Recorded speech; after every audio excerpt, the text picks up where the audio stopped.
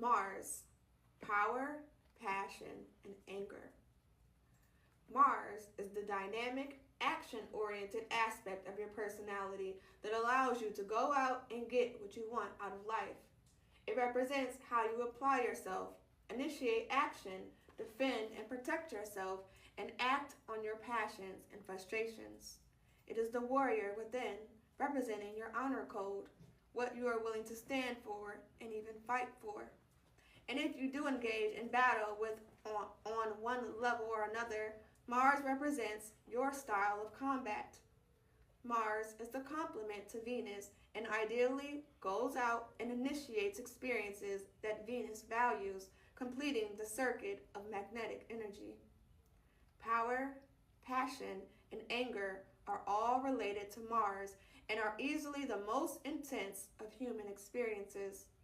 For good or for ill, how you handle these will directly impact the quality of your relationships. Whether your experiences with your Mars energy lead to action, passion, and intensity, or to frustration, irritation, and anger, is up to you. To be in control of your power, you have to be able to deal with each of these polarities of action and anger. This chapter will help you explore these questions of integrating your personal power so that you can initiate action when you need to assert yourself and be confident enough to flow with situations when that is what is required. The separate topics of power, passion, and anger will be explored in their role within relationships.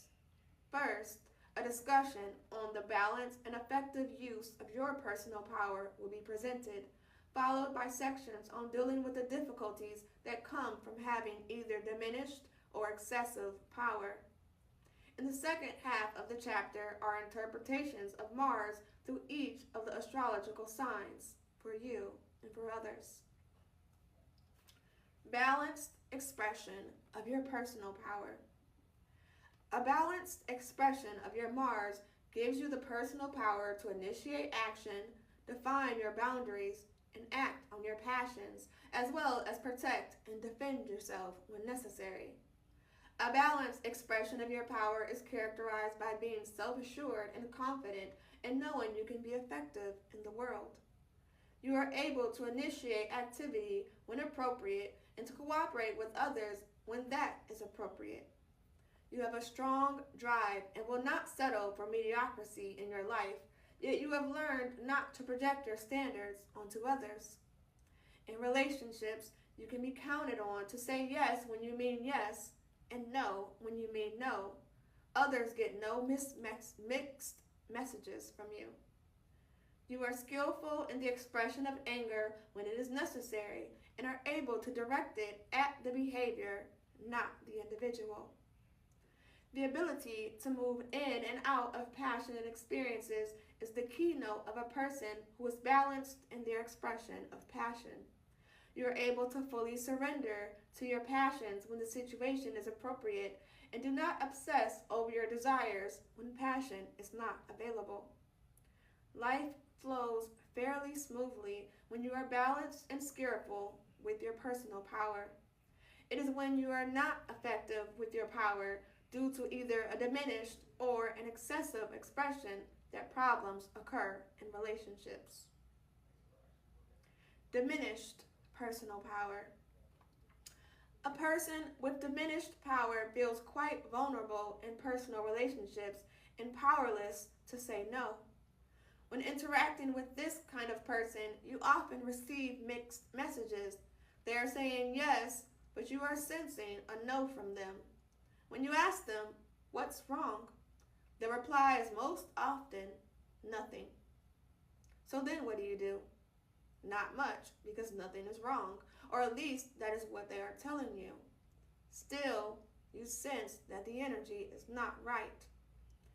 If you are the diminished power type, you too often act in response to others without feeling that you are in control of the direction of your life.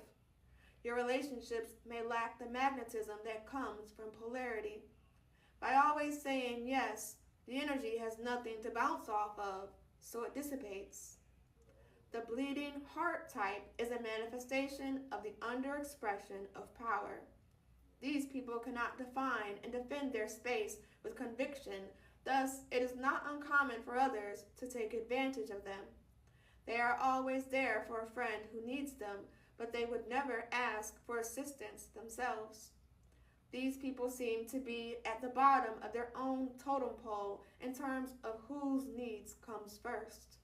They truly enjoy giving strength and support to others, but they easily fall into a trap of voluntarily sacrificing their own needs. They seem to believe that standing up for their own rights might displease others. Most people who suffer from an underexpression of their will are very kind and gentle souls. They care for others and feel selfish if they stand up for their own needs, thus allowing their energy to run down. If this sounds like you need to examine your beliefs in this regard. You might ask yourself, am I really offering other people my best when I don't stand up for my own needs? Underexpression of anger. Having difficulty expressing the true anger that does arise in relationships is a manifestation of the underexpression of your power. If you never express anger, how is anyone to know of your values? How are they to know when they have hurt or offended you? How do you express yourself when someone has violated your personal boundaries? If you never get angry, then everything that happens around you is all right all the time. If it isn't, then you can get in trouble by sending out messages that all is well. Only you will know where the truth lies. If your insides are upset much of the time, there is a good chance that you have difficulty expressing your anger. Imagine a pendulum swinging between the two poles of anger and joy. Now imagine placing your hand in the path of the pendulum so that it cannot swing toward anger.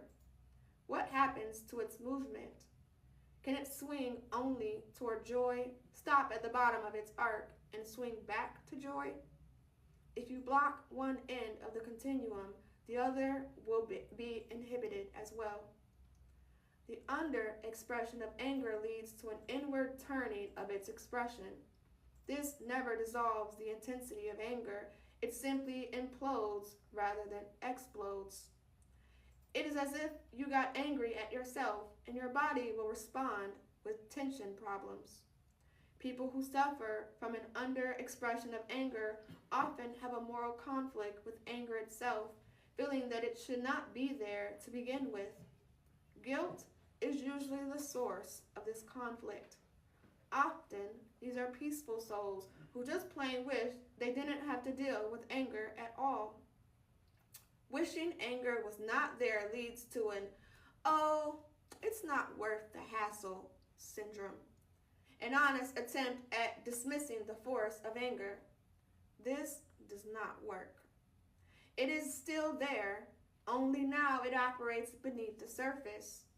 The energy of anger gets dismissed only in its expression. In the long run, subliminal anger is just as destructive as overt anger and is often more damaging because no one can deal with it. It is not out in the clear light. If anger could truly be dismissed, that would be one thing, but more often the energy is still there, just not dealt with. This clog of pent-up anger can be quite destructive when the dam finally bursts. When not dealt with directly, anger comes out through passive-aggressive behavior, such as lacing your speech with barbs at the person with whom you are angry. These barbs never deal with the true issue you have with the person, but rather they become generalized into overall frustration with that person. Honesty is an issue with the underexpression of anger, and it is a path to resolution. You may present the image of being easygoing, but if you are experiencing inner turmoil, you are not sharing your truth. In this state, you typically attract people and situations that are somewhat confusing. the result of giving out mixed messages in the first place. The ego will often justify this lack of honesty with statements such as, I do not want to hurt my partner with the truth. When you find yourself justifying your lack of honesty for this reason, ask yourself if it is not a lack of courage that you are experiencing, rather than an altruistic desire to protect your partner. For a healthy expression of anger, the most important distinction to make is between the behavior itself and the person who created the action. Can you focus your anger only at the behavior and not at the person? If you can, others will benefit from your expression rather than be hurt by it. Anger can hurt others when they feel it is directed at them instead of at what they did. Train yourself to avoid statements such as, you make me angry. Learn to be more specific with your expression with such statements as, when you said or did such and such, that made me angry. This type of specific message is not as threatening to others, and their defenses will not be aroused as easily. This allows for a discussion of the source of the anger rather than a reaction to it. Excessive expression of power. An excessive expression of power conjures up images of the brute always controlling and domineering. Indeed, this can be a part of the syndrome, but it is often more subtle than that. The need to always be in control is at the root of a person's overexpression of power. The subtle art of persuasion is magnified into outright manipulation. The force or threat of physical violence, psychological power trips, and an excessive need to compete are all different types of one-upmanship that dominate the control of a situation. Physical violence, whether real or held out as a threat, is the harshest form of an overexpression of power. It presents a difficult and very real situation. If you are involved in a relationship where violence exists, it is advisable not to try to solve the problem yourself. Seek professional help. Psychological power trips, although not physically threatening, are also troublesome in relationships. This can range from the threat of, don't get mad at me, I don't know what will happen, to the withholding of love as punishment for not getting one's own way. People who pull psychological power trips always have a gift of persuasion. They know how to use their powers so well that they can persuade you to do their bidding against your own will. The task of recognizing the situation falls on the one being manipulated, because the person who is doing the manipulation is often not consciously aware of their behavior. Typically, it is a subconscious behavioral pattern, and if this is a situation with which you are familiar, then you have a responsibility to help your partner see it in their behavior. Statements such as, I feel I am being manipulated right now, are a good place to start. Excessive expression of power. This type of person is the sensationalist. The excitability of the senses becomes addictive, and an over-focus on the desire for pleasure often leads to the use of drugs or alcohol or an excessive sexual appetite. The loss of control becomes so desirable to the individual that escapism becomes a problem. Whenever pressure mounts in their personal life, this person seeks relief through the involvement in some type of passionate experience as a release. The body itself is a beautiful barometer of how you are doing with excessive behavior. Hangovers and the like are the body's alarm system that your lifestyle and your body's needs are in conflict. Learn to listen to your body as you would a trusted physician, and it will teach you all you need to know about your limits. Excessive expression of anger. This type of person represents the hair trigger personality. Even the slightest provocation, real or imagined, is enough to set them off. They feel a need to defend, control, and manipulate others before they can be manipulated. They have a chip on their shoulder and are always taunting others to knock it off. And of course, they do. An overexpression of anger typically stems from an insecurity concerning personal power. These people fear that they do not have it, so they are always fighting for it. Remember, you never have to fight for what you already have. Rather than being angry at the world and trying to control it, balance comes from learning self-control. When you can control yourself, you do not need to control others. It sounds easy. Why not just quit fighting with others? Why not relax and let your guard down? Because anger can become addictive. Anger triggers the release of adrenaline and can be felt in the body as a rush of energy. Many people become addicted to this rush and need a fix of anger each day to feed their habit. Yes, it certainly is energy, but more often than not, it is destructive. The principle of that which you pay attention to grows can be helpful to contemplate if you are trying to curb excessive anger. Realize this: when you are over-expressing anger, you pay attention to your frustrations as they grow.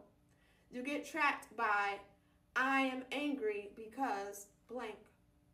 And then whatever you say justifies your anger and frustration. When you overexpress your anger, your attention becomes focused on what triggered the anger, and the situation grows. It is interesting that we have the phrase, pay attention. We truly do pay as an investment of our energy to wherever our attention goes. There are only 24 hours in a day, and there are only so many things that you can think about. What you choose to think about is a payment of your life force. Be careful what you think about, as life coalesces around your thoughts. Always remember that you are the person who has control over how you think. This is ultimate power. If you are always in the state of angry reaction to the world around you, you have given all your power away.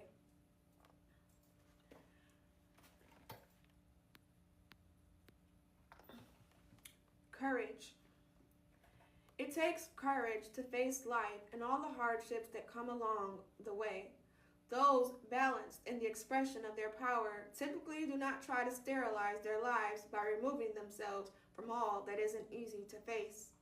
The home, birth, and conscious dying movements are reflective of cultural evolution toward reintegrating meaningful rituals and putting some of the guts and passion back into life.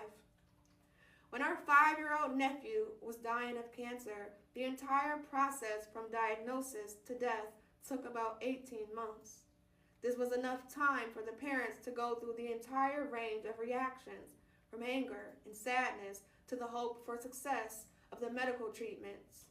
In the last week of Jacob's life, it became apparent that he was actually dying, and the doctors at the hospital had the wisdom to suggest he be taken home and allowed to die in his natural environment. The night before he died, we had a slumber party at his house.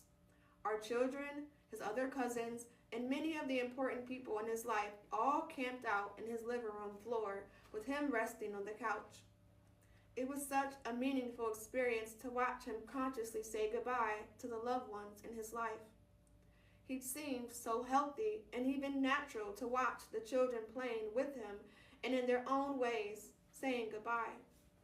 I slept very little that night. I kept waking up and looking at the situation with awe and reverence.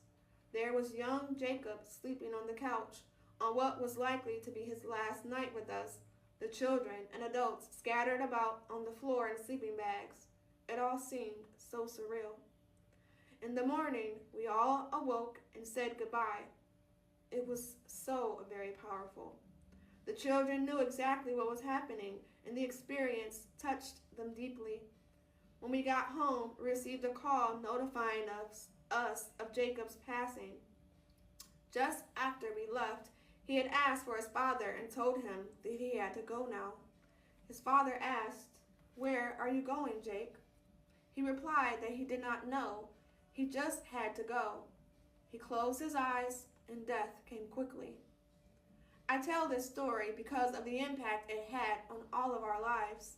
It was a conscious passing, and the ritual of the slumber party helped all of us face, with courage, one of life's toughest lessons. The children's witnessing of this natural phenomenon, up close and personal, helped ease their fears and concerns about the mystery of death.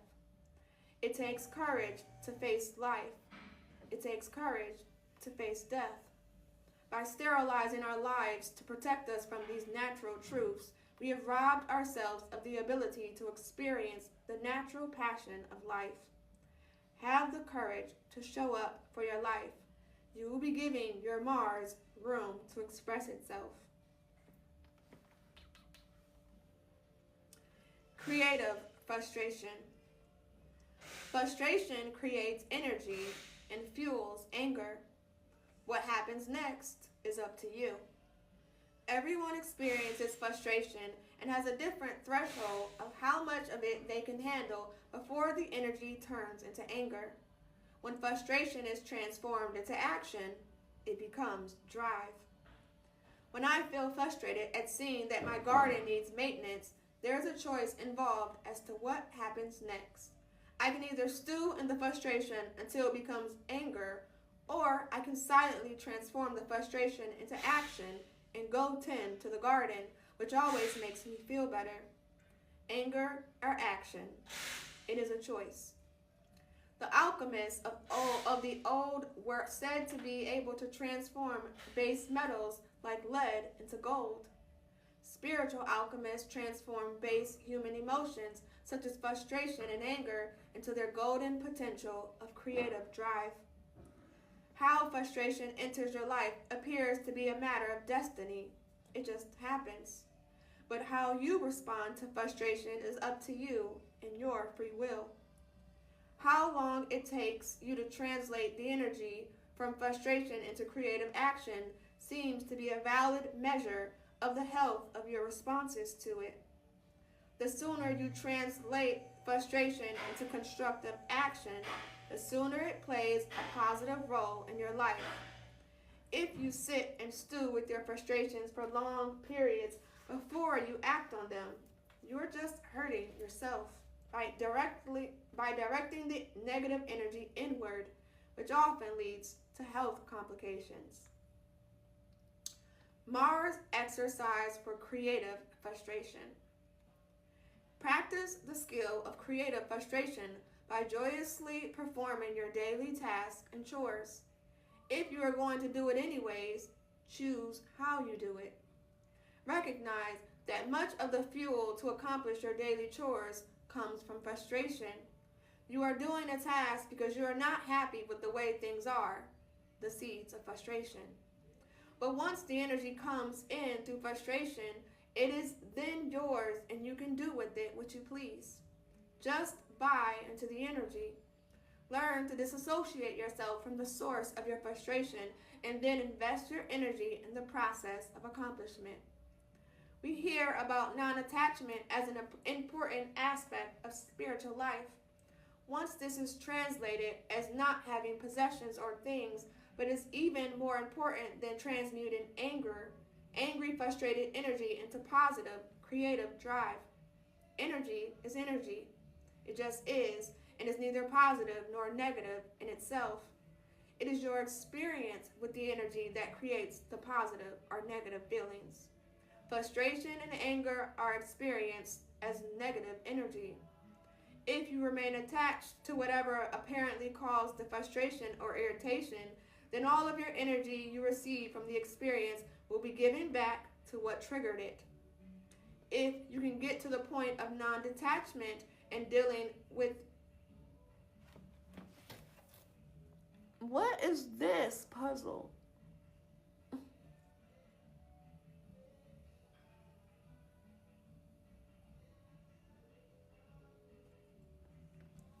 TikTok, why would y'all change the puzzles around? That was crazy. It used to be a puzzle piece and you just slide it into the picture. Now it was a circle. They had me putting an elephant together. Wow. I failed the first time, but it's fine. I got it the second time. TikTok, don't do that. I don't like that. Go back to the old puzzle.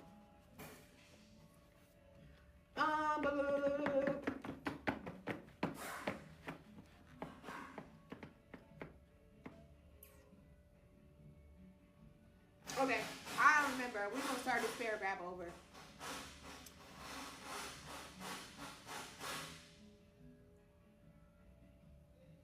Let me close the door because that's loud.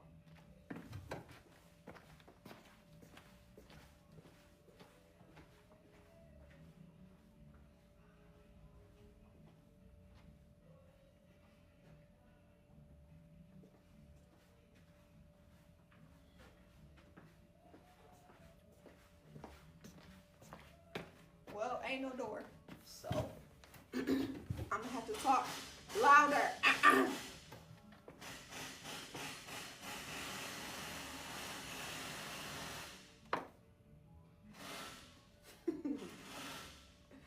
Okay.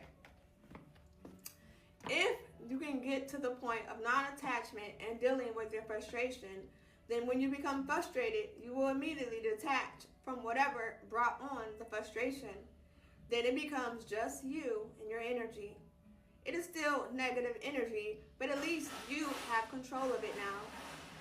You can then breathe deeply to fuel the inner fires, picturing the energy transmuting from the base level of negative frustration into creative, positive energy. Now, what you do with the energy is up to you and your creative choice.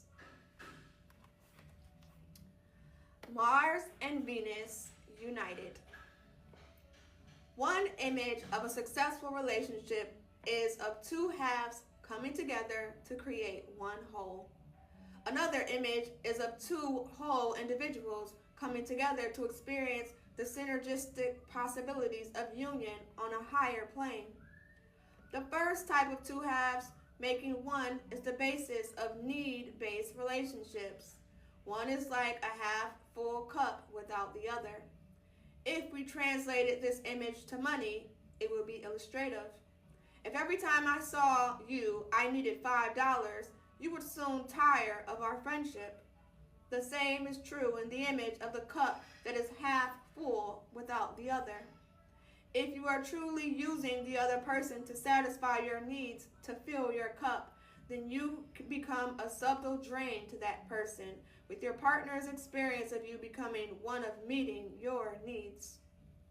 The other type of relationship is with two full and complete individuals merging into something greater. It is this type of relationship. In this type of relationship, you approach your partner as if you were already a full cup, looking to share your abundance. When two people both approach their relationship fulfilled in their own right, all is possible. The energy of the relationship is not spent fulfilling each other's needs and can be directed into more creative experiences.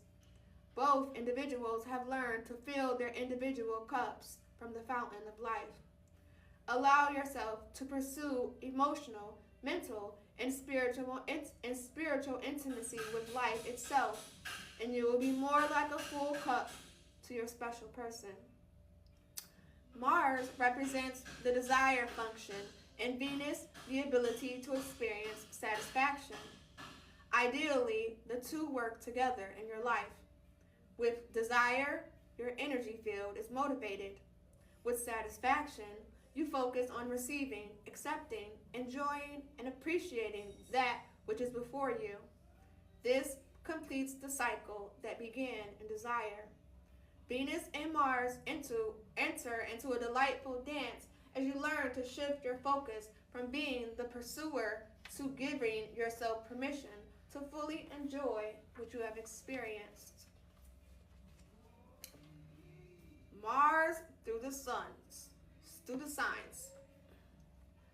The sign of your Mars describes your most natural way of initiating action in your life, how you assert yourself to act on your desires, and how you express your anger when needed. Knowing the Mars sign for others will give you clues as to how they assert themselves, most naturally express their anger, and act on their passion.